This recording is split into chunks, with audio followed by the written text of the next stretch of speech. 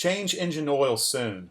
This message will appear when the oil life has reached its depletion threshold.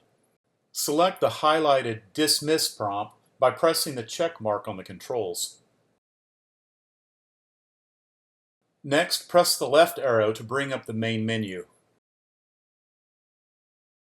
Arrow up or down until Info is highlighted. Press the check mark to select, and then press the up or down arrow until Oil Life is displayed. Press the right arrow and the Reset menu will appear. With Reset highlighted, press the check mark to select. Highlight Yes using the left or right arrow. And finally, press the check mark and the oil life will be reset.